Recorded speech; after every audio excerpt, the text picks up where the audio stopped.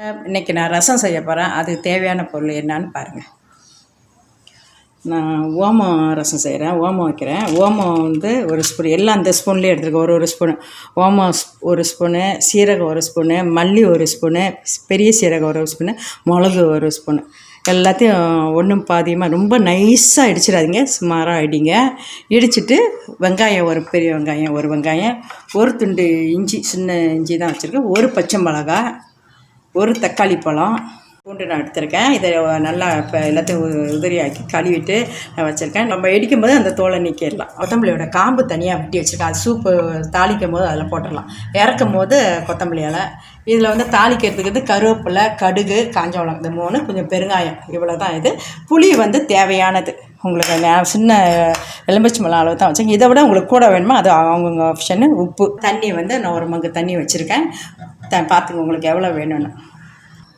இப்போ ரசம் தாளிக்க போகிறேன். அது எப்படின்னு எல்லாம் இடித்து புளியெலாம் போட்டு கரைச்சி நான் வச்சுட்டேன் ஒரு மகன் நிறையா. இப்போ நான் தாளிக்கிறது எப்படின்னு காட்டுறேன். இப்போ எண்ணெய் ஊற்றுறேன், சட்டி காய்ச்சிச்சு. இப்போ எண்ணெய் ஊற்றுறேன். ரசத்துக்கு எண்ணெய் ரொம்ப ஊற்றணும்னு அவசியம் இல்லை, கொஞ்சோண்டு ஊற்றினா போதும்.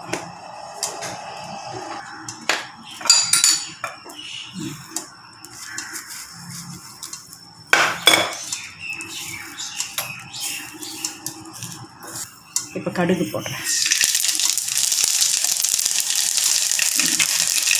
கடுகு நல்லா வெடிக்குது. இப்போ காஞ்ச மிளகாவும் கருவேப்பிலை போட்டு கொஞ்சம் பெருங்காயம் போடுறேன்.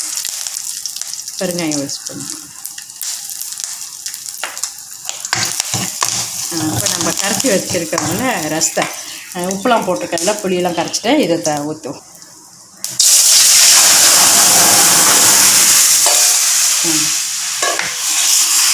ஊற்றிருக்கல இதை வந்து இந்த காம்பை போட்டுருவோம். அப்புறமேல கீரை போட்டு காம்பை வந்து சாப்பிடும்போது நம்மளுக்கு வேணாண்டா எடுத்துக்கலாம். அது வாசம் நல்லாயிருக்கும், அதனால் போட்டுருக்கலாம். ஓரத்தில் லேசாக கொதி வந்தோன்னா இப்போ நிறுத்திட வேண்டியதுதான். அது சூடு ஏற்றும் போது ரசத்தை கொதிய வைக்கக்கூடாது.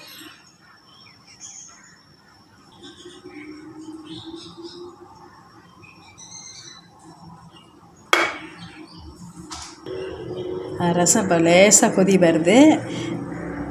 அப்போ கொஞ்சம் இதாக அப்போ கொதி வருது. நான் நிப்பாட்டிடுறேன். நிப்பாட்டி நான் கொத்தமல்லியை கொஞ்சம் மேலே போட்டுறேன்.